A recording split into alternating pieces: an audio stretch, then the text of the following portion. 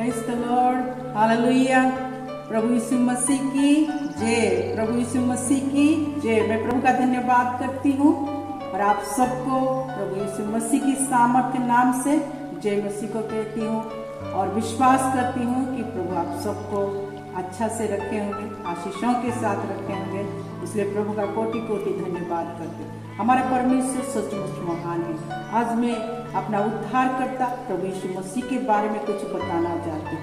जो मैंने उद्धार पाया है तो मैं जानती हूँ कि मैं वो स्वर्ग के वारिस हूँ। मैं अपनी परमेश्वर की संतान के अधिकार को प्राप्त करता हूँ।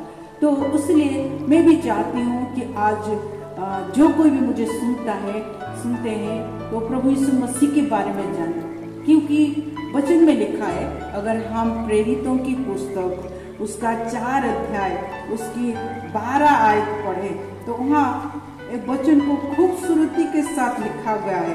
प्रभु यीशु मसीह के बारे में लिखा गया है, प्रभु की सामर्थ के बारे में लिखा गया है। वहाँ वचन यह लिखा है कि किसी दूसरे के द्वारा उद्धार नहीं, क्योंकि स्वर्ग के नीचे मनुष्य में और कोई दूसरा नाम नहीं दिया गया जिसके द्वारा हम उद्धार को पा सके। परमेश्वर का वचन सत्य है, परमेश्वर की वचन सामर्थ है और परमेश्वर का वचन जीवित है और परमेश्वर ही वचन है। और ये वचन हमें साफ रीति से बता रहा है कि स्वर्ग के नीचे मनुष्य में केवल एक ही नाम है, वो नाम यीशु मसीह है। जैसे कि इब्रानी में लिखा गया कि वो श्रेष्ठ नाम है जिस नाम के आगे मनुष्य अपना घुटने को झुकाता है, उसका जीवा प्रभु के उसको स्वीकार करता है। उसलिए अजीज हमें ये जानना बहुत जरूरी है, जो नाम सबसे श्रेष्ठ है, जो नाम सबसे उत्तम है, जो नाम हमको उद्धार देता है, उस नाम के बारे में हमें जानना बहुत जरूरी है। जगत में बहुत से ऐसी चीज है जो हमको कभी ज्ञात नहीं होता, लेकिन हम जब टीवी देखते हैं ना, वो एडवर्टाइज देता है तो हम उसमें जान लेते हैं, अच्छा ये बेस्ट है, फिर हम उस चीज को लेने जाते हैं। लेकिन ये कोई चीज नहीं है कि आप खरीदे और खा लिया, ये कोई कपड़े नहीं जो आप पहन लिया और उसको फेंक दिया। ये अनंत जीवन की मार्गों को दर्शाने वाला, ये अनंत काल में परमेश्वर के साथ सर्वदा वास करने वाला वो सामर्थी परमेश्वर है, जिसके नाम के सामने सारे जहां झुकता है, हर कोई उस नाम का आदर करता है। वो नाम सबसे श्रेष्ठ है, वो नाम सबसे ऊंचा है, वो नाम जीवन है, वो नाम अनंत जीवन है। वो नाम के सामने मृत्यु भी नहीं खड़ा हो सकता। ऐसा एक सामर्थ्य नाम जो हमें दिया गया है, वो नाम यीशु मसीह है। मरियम और जोसेफ को प्रभु अपने स्वर्गदूतों के द्वारा संदेश दिया कि तुम उसका नाम यीशु रखना, क्योंकि वो अपने लोगों को उनके पापों से उनको उद्धार करेगा। उसका नाम इम्मानुएल रखना, क्योंकि परमेश्वर तुम्हारा साथ है। हमारे पापों को क्षमा करने के बाद वो प्रभु सदैव हमारे साथ रहता है। उसलिए वचन कहता है, अगर हम लूका उसका 19:10 देखें तो वहाँ बहुत अच्छी रीति से परमेश्वर का वचन, प्रभु यीशु मसीह जब जक्कई के जीवन में उद्धार की कार्य करते हैं तो वहाँ लूका 19:10 आयत हमें ये बताता है कि प्रभु यीशु मसीह कहते हैं, क्योंकि मनुष्य का पुत्र खोए हुओं को ढूंढने और उनका उद्धार करने आया। अगर 9 आयत में लिखा है, तब यीशु ने उससे कहा, आज इस घर में उद्धार आया, इसलिए कि ये भी अब्राहम का एक पुत्र है। यक्के के जीवन में प्रभु यीशु मसीह ने यक्के को सिर्फ इतना कहा कि हे यक्के, मुझे आपके घर आना आज है। और जब प्रभु यीशु मसीह उसके जीवन में गए, उसके जीवन का सारा जो पाप था वो स्वीकार किया, जिससे जितना लिया था उससे कहीं अधिक उसने वापस किया। उसके जीवन को परिवर्तित होते हुए देखते हुए और उसके जीवन में उस उद्धार को आते हुए देखते हुए प्रभु यीशु मसीह कहते हैं कि मनुष्य का पुत्र खोए हुओं को ढूंढने और उनका उद्धार करने आ रहा है। आज पृथ्वी में चाहे कौन सी व्यक्ति क्यों ना हो, चाहे कितना बड़ा भी पाप क्यों ना किया हो, चाहे अपने जीवन को वो कोस रहा हो कि मैंने ये गलती किया, हो सकता है दुनिया की शासन उसके विरुद्ध में खड़ा हो, दुनिया की समाज उसके विरुद्ध में खड़ा हो, परिवार उसके विरुद्ध में खड़ा हो, क्योंकि उसने ऐसे गुनाह किया। लेकिन एक परमेश्वर है जो उसकी गुनाहों को नहीं देखते, उसके जीवन को देखते हैं। वो खुदावन आज भी कहते हैं, मैं खोए हुओं को ढूंढने के लिए आया हूँ, मैं उनको उद्धार देने के लिए आया हूँ, क्योंकि उनके नाम में ही उद्धार है। मेरे प्रिय प्यारे अजीजों, अगर आपके जीवन में चाहे कोई भी बात क्यों ना हो, आप अगर प्रभु यीशु मसीह को विश्वास करते हैं तो आप उद्धार को प्राप्त करते हैं। उद्धार पाने के लिए आपको ऐसा कुछ कार्य नहीं करना पड़ेगा जिसके लिए आपको परिश्रम करना पड़ेगा या कुछ देना पड़ेगा। नहीं, केवल आपको विश्वास करना पड़ेगा। जैसे रोमियो की पुस्तक उसका 10 अध्याय 9 और 10 आयत में एक उद्धार पाने वाले व्यक्ति को क्या करना चाहिए, यहाँ स्पष्ट रूप में लिखा गया है। रोमी उसका 10 उसका 9 और 10 आयत में मैं आपको पढ़ के सुनाती हूँ। यहाँ परमेश्वर का वचन में लिखा है कि यदि तू अपने मुंह से यीशु को प्रभु जानकर अंगीकार करे और अपने मन से विश्वास करे कि परमेश्वर ने उसे मरे हुए में से जिलाया, तो तू निश्चय उद्धार पाएगा। केवल आपको विश्वास करना है। क्या विश्वास करना है? ये करना है कि यीशु मसीह ही वो प्रभु है और वो प्रभु जो मरे हुए में से जिलाया गया। दुनिया में ऐसा कोई नहीं है जो पापियों के लिए मारा गया और तीसरे दिन मृत्यु पर जय पाया। मैं एक वचन को आपको पढ़ाना चाहती हूँ।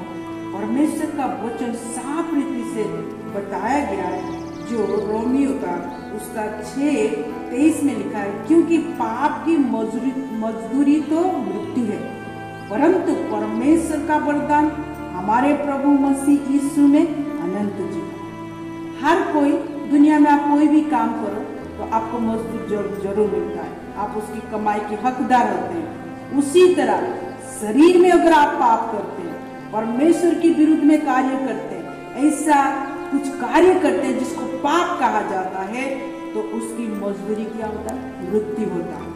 परंतु अगर आप प्रभु पे विश्वास करते हैं और प्रभु यीशु मसीह के निकट में आके उस पाप के लिए क्षमा मांगते हैं, तो प्रभु आपको अनंत जीवन देगा। केवल आपको विश्वास करना है। केवल आपके निकट, आप प्रभु के निकट में आके उन बातों को कहना है जो आपने गलती किया है, और प्रभु यीशु मसीह पे विश्वास करना है कि मेरा प्रभु अगर मरे हुए में से जिलाया गया है और वो ही उद्धार भी करता है। मैं इस बात को आपको इसीलिए कहती हूँ, देखिए आप क्या विश्वास करते हैं? वो मरे हुए में से जिलाया गया है और पाप की वेतन क्या था? मृत्यु था। तो हर एक व्यक्ति जो पाप करता है उसके ऊपर मृत्यु क्यों राज्य करता है और मृत्यु की बात क्यों लिखा गया है, मैं आपको उस बात को स्पष्ट करना चाहता हूँ। जब परमेश्वर ने आदम को सृष्टि किया था तो परमेश्वर ने आदम को एक आज्ञा दिया था कि उस फल को नहीं खाना, नहीं तो क्या हो जाएगा? तू मर जाएगा। वो परमेश्वर की आज्ञा के विरुद्ध में जाके जब उस फल को खाया, उसके ऊपर मृत्यु आया, जगत में मृत्यु आया, जगत में पाप आया।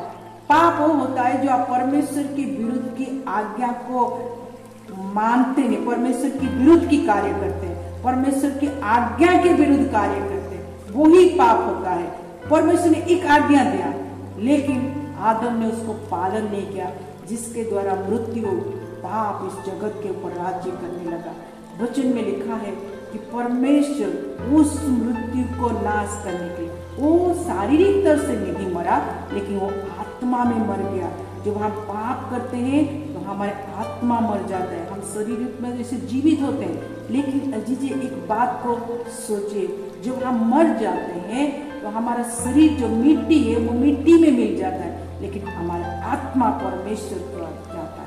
इसलिए आत्मिक तौर से एक व्यक्ति को जीवित होना बहुत जरूरी है। एक आत्मिक व्यक्ति ही परमेश्वर के आशीषों को अपने शरीर में धारण करके वो एक आत्मिक जीवन को जीता है। इसलिए वचन में लिखा है कि शरीर को आत्मा के ऊपर प्रबल मत होने दो, लेकिन आत्मा शरीर के ऊपर बलवंत होना चाहिए। आत्मा ही शरीर को चलाना चाहिए। हमारे जीवन में परमेश्वर एक आत्मा दे रखा है जो परमेश्वर की पवित्र आत्मा के द्वारा परिचालित होता है। जैसे कि मैं दोबारा आपको रोमी की पुस्तक उसका 10 अध्याय का 9 और 10 जो पढ़ाना चाहती हूँ, जो हमने 9 पढ़ चुके हैं। अब 10 में लिखा है, क्योंकि धार्मिकता के लिए मन से विश्वास किया जाता है और उद्धार के लिए मुंह से अंगीकार किया जाता है। क्योंकि पवित्र शास्त्र ये कहता है, जो कोई उस पर विश्वास करेगा तो लज्जित ना होगा। ये 11 आयत में लिखा है। मैं आपको स्पष्ट रूप में बताना चाहती हूँ कि आप जो वे विश्वास करते हैं वो मरे हुए में से जीवित है, तो आप उसकी जब आप विश्वास करते हैं तो आप जो पाप के द्वारा मरे हुए होते हैं, उस विश्वास करने के द्वारा वो मृत्यु कार्य नहीं करता, क्योंकि वो जीवित परमेश्वर के ऊपर विश्वास करता है। परमेश्वर की लहू आपके पापों को क्षमा करता है, इसलिए आप धार्मिक होते हैं। एक धार्मिक व्यक्ति केवल विश्वास में जीवित होता है। उसने 10 आयत में लिखा है, क्योंकि धार्मिकता के लिए मन से विश्वास किया जाता है और उद्धार के लिए मुंह से अंगीकार किया जाता है। हालेलुया। आपको विश्वास करना है वो मरे हुए में से जीवित और जिंदा खुदा बने। उसलिए आपके जीवन में जो भी पाप है, जब आप प्रभु के निकट में आते हैं तो परमेश्वर आपके पापों को क्षमा करते हैं और आपको अनंत जीवन देते हैं। तो मृत्यु आपके ऊपर राज्य नहीं करता। अगर आप इस पृथ्वी को छोड़ देते हैं तो कभी भी मसीह लोग मरते हुए नहीं कहते, वो प्रभु में सो गए कहते हैं, क्योंकि एक दिन जब आखिरी तुई फूकी जाएगी वो पहले उठाए जाएंगे और जो प्रभु बादलों में आएगा वो उनको लेके जाएगा। वो एक आंख के झपके में से ये कार्य होगा जो प्रभु की वचन में लिखा हुआ है। इसलिए मैं आपको एक वचन को पढ़ाना चाहती हूँ, इब्रानी पुस्तक उसका 9 का 22 आयत में। वहाँ स्पष्ट रूप में परमेश्वर का वचन ये कहता है, सच तो ये है कि व्यवस्था के अनुसार प्राय सब वस्तु लहू के द्वारा शुद्ध की जाती है और बिना लहू बहाए पाप की क्षमा नहीं होता है। पाप को क्षमा करने के लिए लहू बहाना बहुत जरूरी है। इसलिए जब आदम पाप किया, वचन में लिखा है, परमेश्वर ने उसी एदो बागान में एक चमड़े के वस्त्र से उनको पहनाया। मतलब उस मेमने को कुर्बानी उसने किया और उस चमड़े को वस्त्र को उनको पहनाया, उनकी नंगेपन को ढाका, उनके पापों को ढाका। इसलिए परमेश्वर का वचन कहता है कि जो प्रभु पर विश्वास करता है, यूहन्ना 3:16 में लिखा है कि क्योंकि परमेश्वर ने जगत को ऐसा प्रेम किया कि उसने अपने एकलौता पुत्र को दिया, ताकि जो कोई इस पर विश्वास करेगा वो नाश नहीं होगा परंतु अनंत जीवन का। किस विषय पे? जब वो प्रभु पे विश्वास करे, क्योंकि प्रभु यीशु मसीह ही उनके पापों के लिए मारा गया, गाड़ा गया और तीसरे दिन जी उठा। जो कीमत पाप के लिए चुकाना था, एक पवित्र मेमना जो प्रभु यीशु मसीह उस क्रूस में कुर्बानी दिया।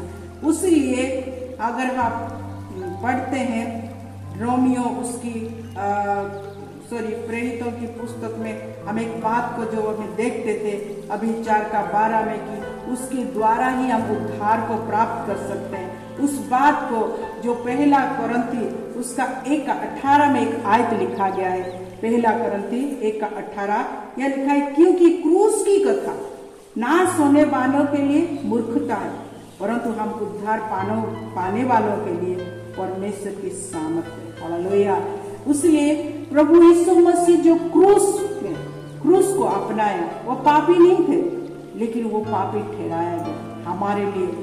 वो धार्मिक थे, उनके जीवन में ऐसा कोई पाप नहीं था, लेकिन हमारे पापों और श्रापों को, हमारे सारे गलतियों को उन्होंने क्रूस में उठाकर एक विजय का जीवन को जिया। इसलिए क्रूस में कहते हैं समाप्त हुआ, मतलब प्रभु आपने जो कार्य मुझे दिया था मैं उस कार्य को पूरा कहा करके उन्होंने अपना आत्मा परमेश्वर के हाथों में सबके प्राण त्याग दिया लिखा। इसलिए ये जो क्रूस की कथा बहुत लोगों को समझ में नहीं आता, इसलिए यहाँ कोरिन्थी की पुस्तक में पौलुस स्पष्ट रूप में लिखते हैं, क्योंकि क्रूस की कथा नाश होने वालों के लिए मूर्खता, जगत के अंदर नाश में जीवन जीने वाले और जगत के बाद, मृत्यु के बाद एक नरक है, वहां नाश होने के लिए उनकी जीवन ठहराया जाता है।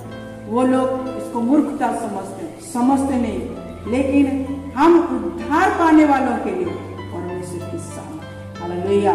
जो उद्धार को प्राप्त करते हैं, परमेश्वर की सामर्थ को प्राप्त करते हैं, वो जानते हैं कि मेरा प्रभु मेरे लिए अपने आप को उस क्रूस में कुर्बानी किया ताकि मैं उद्धार को पा सकूं, ताकि मैं जीवन को पा सकूं, ताकि अनंत काल तक मैं अपने प्रभु के साथ वास कर सकूं। इस दुनिया में हम कितने दिन जिएंगे? सोचिए, 100 साल, 200 साल, उसके बाद एक जीवन है। प्यारे अजीज, आज आपके जीवन में एक मौका है। हर कोई अपने लाइफ का इंश्योरेंस करता है, हर कोई एक्सीडेंट की इंश्योरेंस करता है उसकी भरपाई पाने के लिए। लेकिन आपके जीवन के बारे में आप एक बार जरूर सोचिए, मेरे जीवन इस पृथ्वी में सफर में खत्म होने के बाद मैं कहाँ जाने वाली हूँ? मैं कहाँ जाने वाली हूँ? क्या वो अनंत काल में प्रवेश करूँगा? परमेश्वर का वचन कहता है, जो प्रभु यीशु मसीह को ग्रहण करता है उसका नाम जीवन की पुस्तक में लिखा जाता है। और जीवन के पुस्तक में जिसका नाम लिखा हुआ है वो ईश्वर की बारिश होती है, क्योंकि परमेश्वर का वचन यूहन्ना की पुस्तक उसका 1:12 में बहुत अच्छी तरह से परमेश्वर का वचन स्पष्ट रूप में हमें ये बताता है। यूहन्ना उसका 1:12 और 13 आयत अगर हम पढ़ेंगे, मैं आपको पढ़ के सुना रही हूँ। यहाँ लिखा है, परंतु जितनों ने उससे ग्रहण किया उसने उन्हें परमेश्वर की संतान होने का अधिकार दिया, अर्थात उन्हें जो उसके नाम पर विश्वास रखते हैं। वो ना तो लहू से, ना शरीर की इच्छा से, ना मनुष्य की इच्छा से, परंतु परमेश्वर से उत्पन्न हुआ है। हालेलुया। यहाँ लिखा हुआ है कि जितनों ने उससे ग्रहण किया और उसने उन्हें परमेश्वर की संतान होने की अधिकार दिया। जब आप अपने बच्चों के लिए कितना अच्छा घर बनाते हैं, कितना उत्तम उत्तम चीज देते हैं, सोचिए वो स्वर्ग का परमेश्वर की संतान होने के अधिकार जब आप प्राप्त करते हैं, आप स्वर्ग की बारिश होते हैं। यहाँ लिखा है कि अर्थात उन्हें जो उसके नाम पर विश्वास रखते हैं, वो ना तो लहू से, ना शरीर की इच्छा से, ना मनुष्य की इच्छा से, परंतु परमेश्वर से उत्पन्न। हालेलुया। जब आप प्रभु को ग्रहण करते हैं, उस पर विश्वास करते हैं, तो आप परमेश्वर की संतान है। कोई मांस और लोहो के नहीं होते आप। प्रभु यीशु मसीह आपका पिता होते हैं। प्रभु यीशु मसीह आपका जीवन का सब कुछ है। तो सोचिए, जब आप अपने बच्चों को अच्छे अच्छे वस्तु देते हैं, आप सोचिए आप अपने बच्चों के लिए कितना सोचते हैं, कितना परिश्रम करते हैं। क्या वो स्वर्गीय पिता हमारे लिए नहीं सोचेगा? जब हम उसके ऊपर विश्वास करते हैं, उसको ग्रहण करते हैं, जरूर करेगा, क्योंकि वो स्वर्ग और पृथ्वी के मालिक है। वो खुदा राजा का राजा, प्रभुओं का प्रभु, उसको तुझे कोई नहीं है। इसलिए वचन में लिखा है, जाग के देख चुकी कितना भला है। एक बार अपने जीवन में प्रभु यीशु मसीह को प्रभु कह के ग्रहण कीजिए और देखिए परमेश्वर आपके जीवन को कैसे आशीषित करते हैं। आइए हम अपनी आंखों को बंद करें और प्रार्थना करेंगे। हे प्यारे पिता, मैं अपने जीवन को आपके हाथों में समर्पित करती हूँ। मैं आज तक शायद आपके वचन को नहीं जानती थी, मैं आपको नहीं जानती थी, लेकिन मैं आज जान गया हूँ। आप उद्धार करता है, वो आप मुक्तिदाता है, आप मेरे पापों को क्षमा करने वाला परमेश्वर है। मैं अपने जीवन को आपके हाथों में समर्पित करती हूँ प्रभु। इस जीवन के सफर में आप मेरा परमेश्वर हुए, मुझे अगुवाई कीजिए। मेरे जीवन में चाहे कितनी भी कमियाँ क्यों ना हो प्रभु, आप अपनी खूबियों से मुझे भर दीजिए प्रभु। मेरे पापों को क्षमा करके परमेश्वर पिता अपनी संतान होने के अधिकार को मुझे दीजिए प्रभु। पिता धन्यवाद करती हूँ, मैं अपने जीवन को आपके हाथों में देती हूँ। आपकी आशीष, दया, करुणा, कृपा हम सबके ऊपर सदैव होगी। धन्यवाद के साथ प्रार्थना प्यारे प्रभु यीशु नासरी के नाम से मांगते हैं। अजीजे, हम सब प्रभु के संतान हैं। हम जब प्रभु के पास आते हैं, परमेश्वर हमें क्षमा करते हैं, अपने संतान होने के अधिकार देते हैं। इसलिए पिता मैं प्रार्थना करती हूँ, आज जो कोई भी आपके सम्मुख में अपने जीवन को समर्पित किया है, प्रभु आप उनको आशीषित करें। उनके जीवन में आप उनका परमेश्वर होकर रहिए प्रभु। हम सबको आपके हाथों में समर्पित करते हुए धन्यवाद के साथ प्रार्थना प्यारे प्रभु यीशु नासरी के नाम से मांगते हैं। आमीन, आमीन। प्रभु आप सबको बहुत बहुत